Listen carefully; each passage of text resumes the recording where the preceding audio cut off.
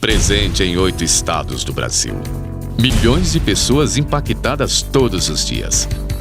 Líder entre as classes C e D. Seu anúncio a partir de 32 centavos.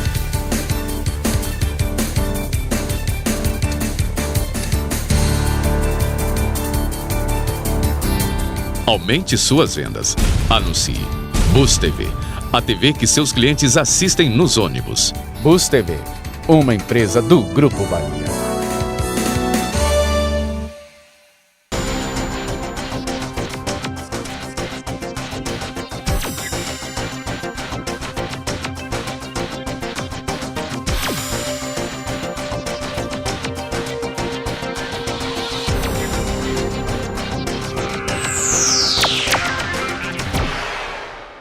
Olá, olá pessoal, estamos começando a terceira edição, trazendo aqui novamente Dr. Ricardo Chemas, esse grande astro, esse grande psiquiatra a nível mundial. Ele realmente é um grande mago, além de tudo tem uma cultura extensa de vários assuntos, além da própria medicina. E hoje, doutor Ricardo, eu quero começar lhe fazendo uma pergunta que é óbvia e que eu acho que todo mundo pensa. Psiquiatra, na verdade, é coisa para maluco?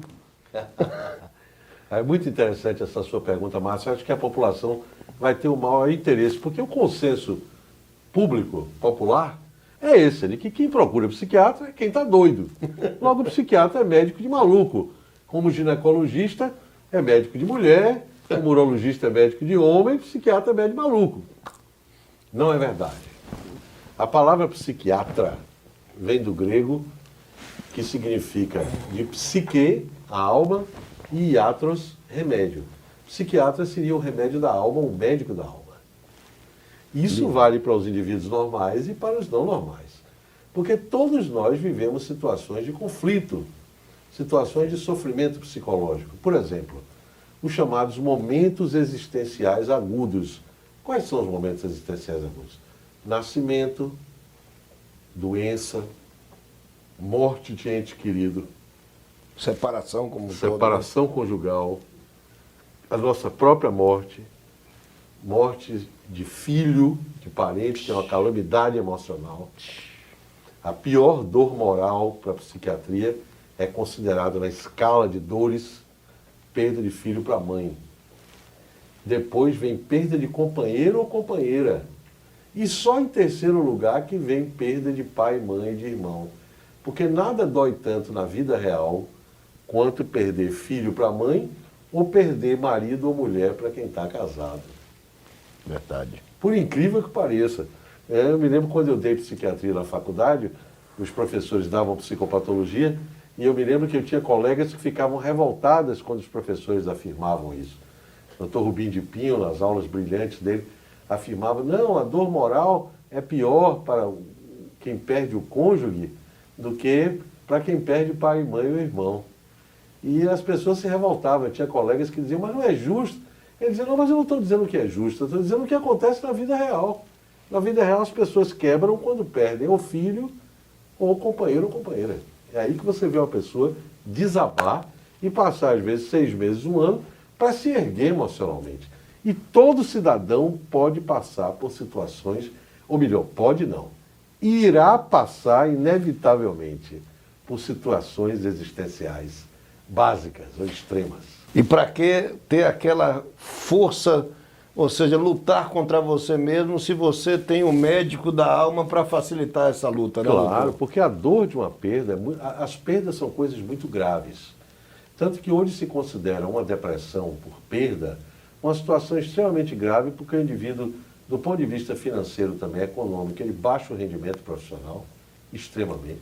Ele pode passar de 6 meses a 1 ano inútil numa separação, imprestável. Normalmente o indivíduo cai numa vida desregrada após uma separação conjugal, justamente porque ele tenta com medicação leiga, tipo uísque, cerveja, combater a tristeza e o desespero existencial em que ele se encontra. E só vai se afundar mais, claro. Ou até achar que tem a força de vontade de sair sozinho. É difícil. Ele pode sair sozinho, ele sairá sozinho, mas com muitas marcas. E para que essa luta toda? Para né? quê? Porque existem muitas substâncias que tiram bastante o sofrimento da perda, da dor da perda de filho para pai e mãe, que quem está me escutando e perdeu um filho sabe exatamente o que eu estou dizendo, sem um pingo a menos ou a mais. Essas substâncias, doutor, elas causam dependência? Acho que essa é uma grande pergunta que as pessoas têm medo ainda. Essas substâncias que os psiquiatras colocam, intervêm num tratamento como esse, ela causa dependência? Sim, é muito comum o leigo, a pessoa comum da população, achar que o remédio psiquiátrico pode deixar ela dependente. Olha só, dependente é um termo que a gente usa profissionalmente para drogas leigas. Por exemplo, a dependência se faz de drogas leigas, maconha, cocaína, álcool, etc. E nesse caso se fala em dependência de drogas recreativas, quando o indivíduo usa uma droga recreativa, abusa dela, tenta largar e não consegue. Essa é a definição de abuso de drogas e de dependência. Mas se você tem, por exemplo, uma substância que é usada para um tratamento médico, com tempo determinado, e principalmente, atenção, com entrada e retirada programadas, racionalmente pelo médico. Por um profissional. Ele não vai jamais entrar no risco de dependência, a não ser se o paciente começar a tomar remédio por conta própria, a tomar tranquilizante por vontade própria, quando quiser, sem a orientação do médico, aí ele pode ficar preso para sempre. Ou ainda existe o caso também de colegas médicos não tão bem informados, na maior parte clínicos, não psiquiatras, que prescrevem medicação tranquilizante sem tempo determinado e terminam fabricando potenciais dependentes químicos, por imperícia na retirada. Porque nenhuma medicação que cria dependência é para tratamento contínuo, normalmente, a não ser raras exceções, como morfina nos cancerosos, ritalina nos que têm TDAH. Nesse caso, elas criam dependências, mas no caso o indivíduo vai usar mesmo, então para ele ter dependência ou não, pouco importa, porque ele vai ter que usar mesmo a vida toda. E é muito melhor deixar a porta fechada do que deixar aberta. Com certeza. É muito diferente, por exemplo, do indivíduo que está usando tranquilizante. É muito comum, a mulher, o médico passou uma situação clássica. O marido não conseguia dormir de noite, preocupado com os negócios, vai para o médico passa Lexotan para o marido tomar por 10 dias. A mulher está nervosa em casa, começa a tomar o Lexotan do marido. Gosta, acha ótimo e depois algum médico da família dá a receita para ela. Pronto, ela nunca mais vai largar esse Lexotan. Ela está presa para sempre. Ela está usando por vontade própria, leigamente e recreativamente. E isso acontece uma droga muito, psíquica. né, muito.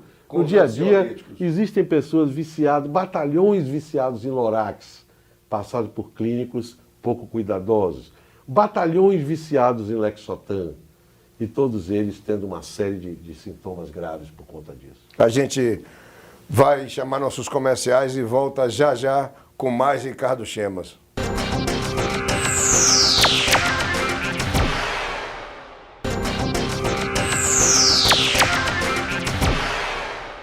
Bom, voltamos aqui ao segundo bloco com o doutor Ricardo Chemas.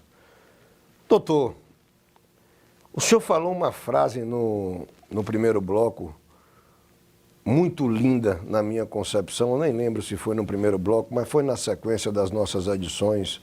O senhor falou que o psiquiatra é o médico da alma. E a alma, ela está sempre em evolução e está sempre passando na vida por diversas felicidades, dificuldades, tristezas. Então você acha, doutor, que facilitaria a vida de nós todos ter um psiquiatra constante nas nossas vidas para que possa facilitar com alguma intervenção medicinal a esses momentos de fraqueza?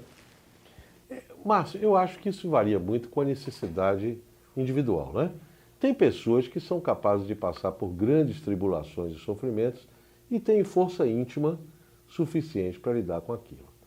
Então, o meu conselho para os espectadores, para as pessoas que estão nos escutando e nos vendo, é que se alguém passar por algum sofrimento e sentir que aquele sofrimento é maior do que sua capacidade de gestão, de administração daquela dor, que ele então procure um psiquiatra para ajudá-lo. Mas se existe dor, doutor, é isso que eu não consigo, eu gostaria que você me explicasse. Se existe dor e tem como facilitar, não é melhor facilitar? A palavra dor já é dor. Tá, mas você não pode obrigar o cidadão a fazer isso. De forma nenhuma. Ele tem que se sentir livre para, se a dor ultrapassa a sua capacidade gerencial, que ele vá lá. Mas no caso de um parente seu, você aconselharia, mesmo eles tendo uma força espiritual grande? Eu aconselharia.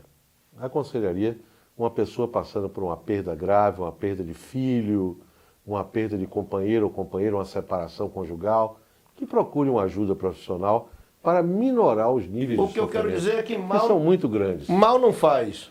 E os níveis de sofrimento são muito grandes nessas situações. E mal não faz, ou seja, Não, essas mal intervenções não vai fazer mal. Um psiquiatra Então, se eu consciente, posso claro, passar por uma luta mais fácil, por que eu vou dificultar? Para provar que eu sou mais forte? Não, lógico. É esse meu questionamento. Lógico. O indivíduo tendo consciência que o psiquiatra pode ajudar ele a lidar com a dor dele, ele vai se beneficiar com a procura, sem dúvida. Porque eu tenho familiares, por exemplo, que eu até já comentei com o senhor, que vivem excesso de preocupações, que vivem excesso de preocupações mesmo, ou seja, está sempre ansioso com os acontecimentos e tendo sentimentos ruins daquilo que pode acontecer antes mesmo de acontecer, e que vivem uma vida forte, são fortes. Mas será que diversas pessoas aí do outro lado também devem passar por isso? Será que a intervenção de um remédio ou de uma droga lícita por um doutor, por um profissional, não facilitaria a dor dessas pessoas, mesmo que ela seja mínima? Sem dúvida. Sem dúvida que sim. Então, é isso que realmente, Agora, esse questionamento para mim era o máximo. É preciso para isso, para ter essa liberdade de procura do psiquiatra, o cidadão precisa modificar o preconceito de que o psiquiatra seria somente médico de loucos. Mas esse é o maior preconceito? Esse é o preconceito, a ideia de que o psiquiatra só trata doentes mentais, como se existisse um bloco doentes mentais lá e normais aqui. Isso não é verdade. Nós todos vivemos situações em que o emocional pode ser danificado e pode necessitar ser reparado. Veja se eu estou certo no meu pensamento, doutor. Eu acho que tem pessoas que vivem com problema de pressão e tomam remédio para pressão e às vezes tomam a vida toda. Tem pessoas que têm diabetes e tomam remédio para controlar o açúcar do sangue e tomam aquilo a vida toda. A mente também não seria um órgão, como um órgão qualquer, que talvez possa ter algum problema nos seus emissores e que possa necessitar, para uma qualidade de vida melhor, também um remédio a vida toda? Sim, e você vê que coisa interessante. O popular, normalmente, tem uma atitude muito contraditória em relação a isso. O povo, normalmente, quando se trata de um problema mental ou psíquico, ou psicológico, o povo acha que todo mundo entende.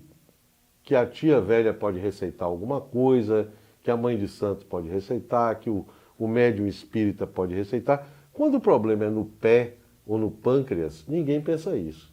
Mas na cabeça, é como se a cabeça não tivesse dono. Como se todo mundo entendesse alguma coisa. E, na realidade, todo mundo entende muito pouco, inclusive o psiquiatra. O que nós sabemos sobre a mente humana é muito pouco frente ao mistério que ainda existe. Mesmo assim, o psiquiatra ainda é o mais habilitado, pelo menos a nível teórico, ou deveria ser o mais habilitado para lidar com situações dramáticas na vida do indivíduo.